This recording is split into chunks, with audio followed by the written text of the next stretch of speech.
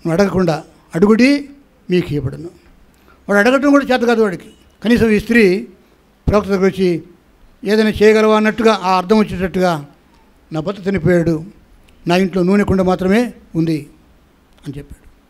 యేసుక్రీస్తు వారు ఆ రోగగ్రస్తుని ముట్టాడు. నీ పరిపెత్తుకొని నడవమంటే పరిపెత్తుకొని వెళ్ళిపోయాడు. మళ్ళీ వాడికి ఎప్పుడు రోగం రాలేదు. నీ విశ్వాసమే నేను స్వస్థపరిచాను. ఈ స్త్రీ క్రీస్తుకు పూర్వము దాదాపు 500-600 సంవత్సరాలకు ముందు జరిగినటువంటి సంఘటన ఈ చరిత్ర. ప్రవక్త భార్య ధైర్యం లేక ప్రవక్త దగ్గర మొరపెట్టుకుంటే ఆయన అన్నాడు, నీవు బయటికి పోయి, 3వ వచనము, నువ్వేం చేయి అమ్మా, నువ్వు బయటికి పోయి నీ ఎరుగు పొరుగు వారి యొద్ద నుండి దొరకగలిగిన ఖాళీ పాత్రలన్నింటినీ అప్పు పుచ్చుకునము, ఎరువు తెచ్చుకునము.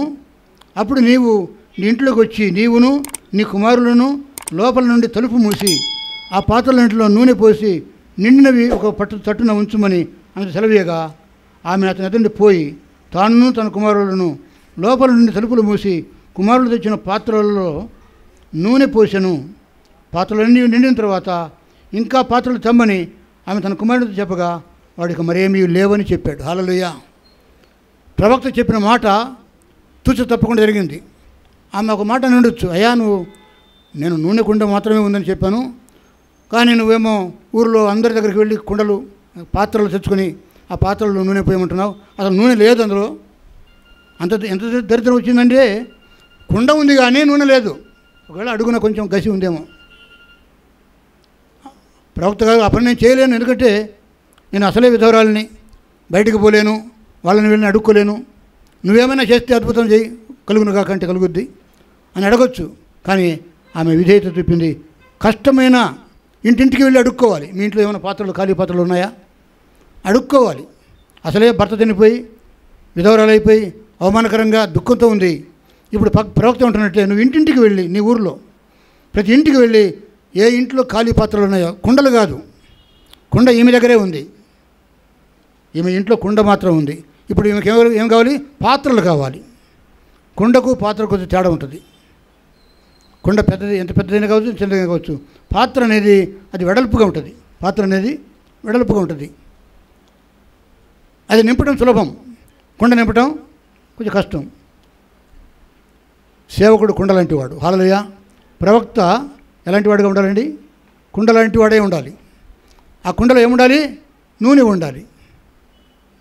నూనె పరిశుద్ధాత్మకు సాదృశ్యము. బోధించేవాడికి, సంఘాన్ని నడిపేవాడికి, సేవ చేసేవాడు వాడు ఎలా ఉండాలంటే దేవుని దృష్టిలో కుండలాగా ఉండాలా. విశ్వాసులు ఎలా ఉండాలా? పాత్రలాగా ఉండాలా. వాళ్ళు నింపబడాలి, వీడు నింపబడి, ముందు సేవకుడు నింపబడితే పాత్రలు కూడా నింపబడతాయి. పాత్రలు ఎక్కడికి పోవాలి? కుండే పాత్ర దగ్గరికి పోవాలి. సాధారణంగా సంఘానికి మనం వస్తాం, పాస్టర్ గారు వచ్చి వాక్యం చెప్పి వెళ్ళిపోతాడు. నిజమైన సేవకుడు తన కుండ నిండా నూనె నింపుకొని, ఆ నూనెను దేవుని అద్భుతం జరగాలంటే నీ కుండలో నూనె పెట్టుకుంటే కుదరదు. నీలో ఉన్న నూనెను ఇతర ఖాళీ పాత్రలు పోయాలి. ప్రకాష్ నగర్ అన్ని ఇళ్లలో నేను వెళ్ళి, అయ్యా నా కుండలో నుంచి నూనె పోస్తానంటే ఎవడి పాత్ర ఇస్తాడండి? నేను అట్లా అడుక్కోలేను. కానీ ఆ కాలంలో సంఘం లేని రోజుల్లో, అప్పుడు సంఘం లేదు, అప్పుడు యేసుక్రీస్తు పుట్టలేదు. క్రీస్తుకు పూర్వము ధర్మశాస్త్ర కాలంలో జరిగినటువంటి అద్భుతం ఏంటంటే, ఆ కుటుంబంలో భర్త చనిపోయాడు, అప్పులు మిగిలినాయి, కుమారులను అప్పుల వాళ్ళు పట్టుకొని తీసుకెళ్తున్నారు. ప్రవక్త దగ్గరకు వెళ్తే ప్రవక్త అంటాడు, నా మాట విని నువ్వు బయటికి పో, ఇంట్లో కూర్చొని ఏడుస్తూ కూర్చుంటే కుదరదు. నీ నూనె కుండ తీసుకుని నూనె కుండలో నేను అద్భుతం చేస్తాను. దేవుడు అన్నట్టుగా ప్రవక్త మాట్లాడుతూ, నీవు ఇంటింటికి వెళ్ళి పాత్రలు తెచ్చుకొని, ఖాళీ పాత్రలు తెచ్చుకొని, వాటిని తలుపు మూసుకొని, నీవు నీ పిల్లలు తలుపు మూసుకొని దేవుడు చేసే అద్భుతం చూడండి. ఎక్కడి నుంచి ఎన్ని పాత్రలు తెచ్చుకుంటావో, ఎన్ని పాత్రలు తేగలవో అన్ని పాత్రలు నింపు. అయితే ఆ పాత్రలన్నీ నింపిన తర్వాత ఇంకా పాత్రలు ఉన్నాయేమో తెలుసుకో. ఇక గ్రామంలో ఇక ఖాళీ పాత్రలు లేవు అన్నంత వరకు నీవు నూనెను ఆ పాత్రలు నింపు. ఆ తర్వాత దానిని అమ్మి నీవు నీ అప్పులు తీర్చుకో. దేవుని వాక్యంలో అప్పు అంటే పాపం. దేవుని వాక్యంలో యేసుక్రీస్తు వారు నేర్పిన ప్రార్థనలో మా రుణస్తులను మేము క్షమించిన ప్రకారము మా రుణములను క్షమించమని ప్రార్థన నేర్పించాడు. రుణం అంటే పాపము. నమ్మి బాప్తిసం పొందిన తర్వాత కూడా సేవ చేసే మేము కానీ, విశ్వాసులుగా ఉన్న మీరు కానీ, మాటతో తలంపుతో క్రియతో ఏదైనా పాపం చేస్తే అది అప్పే. పాపం చేసేవాడు పాపానికి దాసుడు. అప్పు చేసేవాడు అప్పిచ్చిన వాడికి దాసుడు. పనివాడు జీతమునకు పాత్రుడు.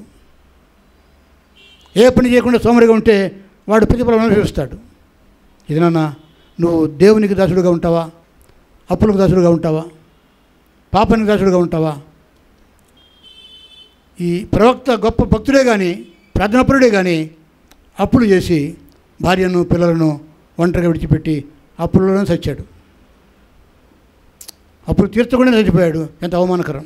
సాధారణంగా సేవకులకు అప్పు ఎవరెవరు? నాకు ఎవరిస్తారని అప్పు బ్యాంక్ కూడా ఇచ్చాడు కానీ నాకు, అది కూడా నా ఇల్లు తాకట్టు పెట్టుకుని బ్యాంక్ కూడా నాకు ఇచ్చాడు. కానీ మీరు ఎవరైనా నేను అప్పు అడిగితే ఎవరిస్తారండి? పాస్టర్ ఎట్లా చేస్తాడు, వీడు జీతం లేదు, భత్యం లేదు, ఇస్తే వెనక్కి వస్తుంది రాదని చెప్పి సేవకుడికి ఎవడు అప్పు ఇవ్వడు. కానీ ఆయన చేశాడు అప్పు. ఆ ప్రవక్త ఆ రోజుల్లో పాపం మంచోళ్ళు ఉన్నారేమో దేశంలో, ఆ ఊరిలో బంధువులు ఎవరైనా ఇచ్చారేమో అప్పు. ఒకసారి బ్యాంక్ కూడా నోటీసు పంపించాడు నాకు. ఫస్ట్ మా అబ్బాయి ఎడ్యుకేషన్ చదువు కోసం అప్పు తీసుకున్నాను, 15-16 లక్షలు. మాకు ఏమి నోటీసు రాలేదు అని చెప్పి మాకు ఇంకా మేము ఈఎంఐ కట్టడం స్టార్ట్ చేయలే. బ్యాంకు నుంచి ఏం రాలేదు. సడన్గా ఈఎంఐ కట్టమని చెప్పి మొత్తము ఎన్నో నెలలు కలిపి 1,20,000 ఎంత కట్టమని చెప్పి నోటీస్ వచ్చింది. నాకు షూరిటీ ఉన్న వాళ్ళకి లెటర్ పోయింది. మా బావమరిదిలో ఇద్దరు షూరిటీ ఉన్నారు. ఆయన పాస్టర్ గారి అన్న తమ్ముడు ఇద్దరు షూరిటీ ఉన్నారు. వాళ్ళకి లెటర్లు పోయినాయి జప్తు చేస్తామని. నాకు లెటర్ వచ్చింది. భయం ఉనికి పుట్టింది నాకు. నేను అప్పు చేసినాను, ఎప్పుడు అప్పు చేసినాను కాదు. నా సేవా జీవితంలో ఎప్పుడు నేను అప్పు చేయలేదు. ఒక ఇంటి కోసము నా భార్య నా పిల్లల మాట విని, వారు ముగ్గురు నేను ఒకడిని కాబట్టి వినరు కాబట్టి తప్పకుండా ఇల్లు పడగొట్టి కట్టాల్సి వచ్చింది. అప్పు చేశాను. నాకు ఎక్కడ లేని దిగులు పట్టింది. ఎట్లా తీర్చాలా? ఇప్పుడు ఏమంటాను. అప్పుడు మా అబ్బాయి వచ్చాడు. వాడు వస్తా 3 లక్షలు తెచ్చాడు. అప్పటికి లెటర్ రాలే బ్యాంకు నుంచి. ఇంట్లో ఆ సామాన్లు అవి కొని మొత్తం ఖర్చు పెట్టేశాడు. వాడు వెళ్ళిపోయే సమయం వచ్చేసింది మళ్ళీ ఆస్ట్రేలియాకు.